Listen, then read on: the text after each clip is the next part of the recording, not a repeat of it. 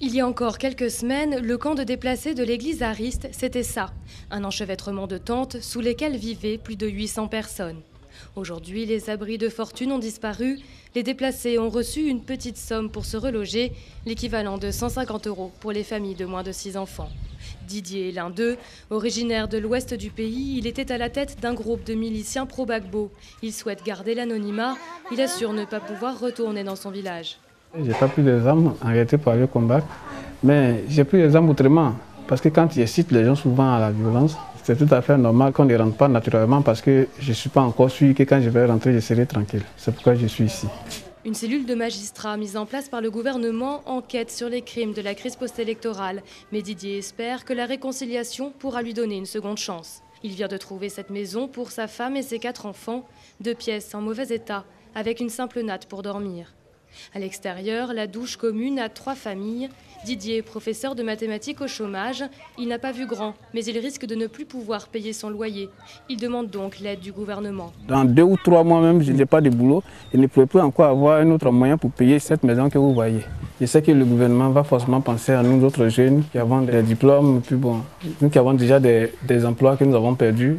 Si Didier a combattu pour Laurent Gbagbo, ce n'est pas le cas de nombreux déplacés qui n'ont pas pris les armes. Leur tort est simplement d'appartenir à des ethnies proches de l'ancien président.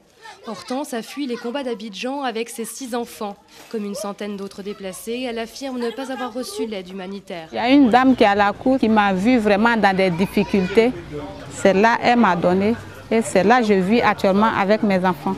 Traumatisée par la guerre, elle refuse de retourner dans son ancien quartier. Sa maison a de toute façon été relouée. J'ai une tristesse en moi, rien n'a changé chez moi. Pour moi, je vis toujours la crise, rien n'a changé.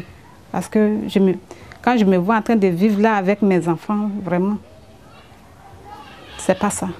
Malgré les épreuves, Hortense n'a pas de rancœur et croit au rapprochement entre les Ivoiriens. La preuve, la femme qui l'a aidée est une nordiste, assimilée au camp des vainqueurs. Nous sommes en voie de réconciliation, ça va très bien. Je suis dans une cour des Djoula, tout va bien. Difficile de ne pas constater le dénuement de ces déplacés. Le gouvernement, contacté par France 24, a préféré laisser s'exprimer le HCR en charge de leur réinsertion. Avec les mesures d'accompagnement que nous avons mis en place, en particulier les microcrédits et la création des centres de formation professionnelle, nous pensons que nous aurons fait, pas assez, mais au moins un minimum pour une intégration effective. Selon les derniers chiffres de l'ONU, ils sont autour de 80 000 déplacés dans le pays.